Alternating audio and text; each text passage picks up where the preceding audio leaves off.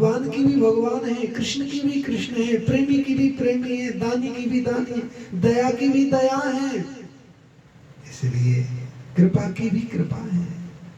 वृंदावन बिहारिणी किशोरी लाडली जी का आश्रय न छोड़ो, राधा नाम से कभी मुख न मोड़ो, श्री राधा नाम का आश्रय, श्री राधा नाम का धन कमाते रहो, श्री राधा नाम लेते रहो। राधा नाम जिनके मुख पर है उनके सारे सुख गुलाम हैं।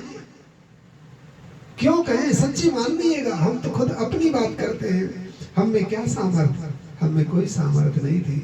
हमारे तो गुण अवगुण इतने विशेष थे, क्या कहें, जितने गुण नहीं उतने अवगुण हैं। और इस अवस्था में भी केवल एक बात जरूर श्री जी ने कृपा कर दी, और वो ये कि गुरुदेव भगवान ने हमें निर्देश और आदेश दिया कि बच्चा राधे नाम नहीं छूटना चाहिए। श्री राधा नाम हम उस दिन से कभी नहीं छोड़ दे। नित्य प्रति 1 लाख नाम जप होना ही चाहिए सबका। नए नए साधक हैं वो 16 माला कर लें, 25,000 नाम जप कर लें। थोड़ी अधिक अवस्था हो गई है तो 32 माला कर लें, 50,000 बार नाम जप कर लें।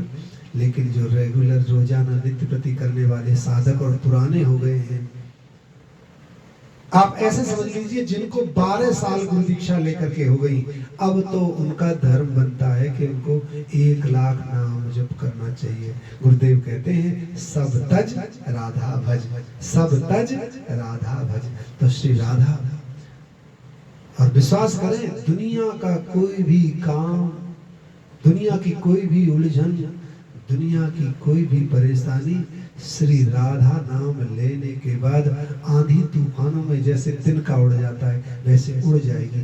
लेकिन श्रद्धा और विश्वास, हृदय में विश्वास और श्रद्धा जरूर हो कि गुरुदेव भगवान ने कहा है तो बात बन जाएगी, गुरुदेव ने कहा है तो समाधान हो जाएगा, गुरुदेव ने कहा है तो श्री जी कृपा करेंगे।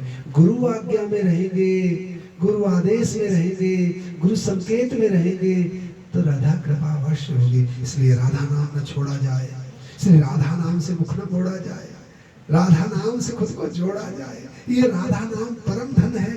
जो राधा नाम धनी उनको कोई नहीं कमी। अरे जाको राधा नाम धनी बाको काहे की कमी। इसलिए राधा नाम कभी न छोड़ो। श्री राधा श्री राधा श्री राधा। मुस्कुरा मुस्कुरा कर कोई भी बात करे, श्री राधा। हम फोन पे बात करते हैं ना, हेलो हाय बोलते हैं, नहीं बोलना हेलो हाय, नहीं बोलना किसी को, हेलो हेलो नहीं बोलना साहब। श्री राधा श्री राधा। पल्ली तरफ से आवाज नहीं आती है तो हम कहते रहते हेलो हेलो हेलो। अरे नहीं, कोई नहीं बोले तब भी बोलते रहो श्री राधा श्री राधे श्री राधे श्री राधे। किसी का द्वार खटखटाओ श्री राधा, किसी को बोलो श्री राधा। क्या रस है जीवन में। राधा नाम आ गया तो श्यामा श्याम आ गया, राधा नाम आ गया तो गोविंद आ गए। इसलिए गुरु आज्ञा पाकर श्री राधा नाम आश्रित रह करके अपने जीवन को कृत्य कृत्य कर लिया जिसने श्री राधा नाम ले लिया। फिर पुनः कहता हूँ, राधा नाम कभी न छोड़ो, राधा नाम को खुद से जोड़ो। इसलिए जिब्या पर श्री राधा ये नृत्य करता ही रहे राधा नाम। श्री राधा एक दिन कृपा कर देंगे। पुनः आपसे फिर कहता हूँ, गुरु आज्ञा में रहकर राधा नाम पर समर्पित हो जाइए, जीवन धन्य हो जाएगा। बिगड़ी जन्म अनेक की अबही सुधरे आज, होए नाम राम को नाम जब तुलसी तज कुसमाज। गोस्वामी जी कहते हैं अच्छे और बुरे दोनों ही समाजों को त्याग करके, अच्छे और बुरे दोनों ही समाजों को त्याग करके केवल श्री राधा, केवल श्री राधा, राधा नाम। गोस्वामी तो राम नाम कहते हैं, लेकिन हमारी तो प्रियाजू हैं तो राधा नाम केवल कहो तो बिगड़ी जन्म अनेक की अभई सुधरे आज। हमारी बात बन जाएगी। क्योंकि ऐसा संयोग, कोई कहे मैं तब भजन करूंगा ऐसा हो जाए तो, कोई कहे तब भजन करूंगा ऐसा हो जाए तो, कोई कहे ये काम बन जाएगा तो फिर भजन ही करना है, कोई कहे ऐसा हो जाएगा तो भजन ही करना। अरे ऐसा भी हो जाएगा वैसा भी हो जाएगा, फिर सोचो ये शरीर कैसा हो जाएगा। ऐसा और वैसा तो हो जाएगा, फिर ये मन कैसा हो जाएगा, क्या भरोसा, क्या भरी। याद रखो, आज जो समय है तुम्हारे पास भजन करने के लिए सबसे अच्छा समय है। क्या मीराबाई ने अच्छा समय मांगा? क्या प्रहलाद जी ने अच्छा समय मांगा? क्या ध्रुव जी ने अच्छा समय मांगा? नामदेव तुकाराम जी ने अच्छा समय मांगा? क्या कर्माबाई जी ने क्या अच्छा समय मांगा? किसी भक्त को उठाकर देख लो, क्या कभी उन्होंने अच्छा समय मांगा? अरे उनके पास सबको बाई की एक बहुत सुंदर सी कथा आती है। रोज मार खाते थे, परिवार वाले मारते थे। कभी अवसर लगेगा मैं आपको कथा सुनाऊंगा। रोज मार खाती थी, फिर भी कहती है हे कृष्ण हे कृष्ण हे कृष्ण। एक पड़ोसन कहती है तेरे पीहर वाला कोई नहीं है क्या? कोई तेरा पीहर वाला नहीं आता? तेरे मायके में कोई नहीं है? तब वह कहती है सखी मेरे मायके में मेरा पिता है, उसकी संतान बहुत ज्यादा है, इसलिए उनके लाड़ दुलार में लगा रहता है। जब उसे मेरी स्मृति आएगी, याद आएगी, तो वो जरूर कृपा करके आएगा। और इसी विश्वास पर बनी रही, गुरु आज्ञा पर बनी रही। कृष्ण आए और कृपा करके ले गए। इसलिए आज जो व्यवस्था तुम्हें श्री जी ने दी है, वो भजन करने के लिए, जीवन सफल करने के लिए, अपनी यात्रा को मंगलमय बनाने के लिए सबसे बढ़िया समय है। राधा नाम का आश्रय ले लो, वृंदावन बिहारी जी से जुड़े रहोगे। राधा नाम आश्रय ले लो, वृंदावन की स्मृति बनी रहेगी। और प्रेम से वृंदावन का आश्रय, राधा नाम का आश्रय, गुरु आज्ञा, ये तीनों चीज जीवन में बनी रहेगी। देखो, जिसके जीवन में गुरु आ जाए और गुरु आज्ञा आ जाए, गुरु आज्ञा की पालन करने की भावना आ जाए, उसके कल्याण में रत्ती भर भी संशय नहीं। जिसको वृंदावन धाम मिल जाए, उसके कल्याण में रत्ती भर भी संशय नहीं। जिसकी जिह्वा पर राधा नाम आ जाए, उसके कल्याण में रत्ती भर भी संशय नहीं। और आप पर तो सारी कृपा है, वृंदावन की प्राप्ति हो रही है, धाम की प्राप्ति हो रही है, नाम की प्राप्ति हो रही है, गुरु आज्ञा में आप चल रहे हो, और क्या बाकी रह गया? कृष्ण हृदय से लगाएंगे, मेरा भरोसा है, आप भी भरोसा करो, परम मंगल होगा। गुरु आज्ञा में रहकर, फिर पुनः आपसे आग्रह, गुरु आज्ञा में रहकर, भला हो बुरा हो घबराइए मत, नफा हो नुकसान हो डरिए मत, हानि हो लाभ हो पीछे मत हटिए। क्या घाटा हुआ, क्या नफा हुआ, क्या दुख दर्द पीड़ा, सबको सह करके, गुरु आज्ञा में रह करके, राधा राधा कह करके देखो तो सही क्या सुख मिलता है। देखो तो सही प्रिया जी कैसी कृपा करती है। इस राधा नाम की शक्ति आप जब तक नहीं लोगे राधा नाम, तब तक समझ नहीं पाओगे। श्री राधा नाम में डट जाओ, श्री राधा नाम में बंध जाओ, श्री राधा नाम से लिपट जाओ, श्री राधा नाम में प्रवेश कर जाओ, फिर देखो बात बन जाएगी। श्री राधा सर्वोपरि नाम है। इस राधा नाम में संसार की सब शक्तियां एकत्रित हैं। याद रखिएगा, संसार की सब एकत्रित हैं, जितनी भी शक्तियां हैं। आजकल चला हुआ है दुनिया शनि देवता को पूछती है, जय शनिदेव जय शनिदेव जय। अरे भाई, शनिदेव तो भगवान श्री कृष्ण का साला लगता है। शनिदेव सब ग्रहों का मुखिया है, और ग्रहों का मुखिया ठाकुर जी का साला लगता है, और वह साला श्री जी के अधीन है। कौन सी कृपा बाकी रह गई?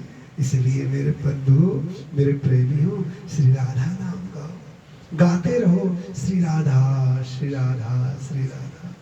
मुझे भरोसा है एक न एक दिन श्री जी कृपा करेंगे। इन चर्म चक्षुओं से प्रिया जी की वह बेहवल कृपा, बहती हुई करुणा कृपा का दर्शन जरूर मिलेगा। मेरे प्रेमी रसिक जनों, मेरे साथ में राधा नाम का आश्रय न छोड़िए, गाते रहिए श्री राधा श्री राधा श्री राधा श्री राधा। सब फलों का फल श्री राधा नाम, सब फलों का फल श्री राधा नाम। फिर पुनः एक बार श्री राधा रानी की जय। जय जय श्री राधे। श्री राधा श्री राधा श्री राधा।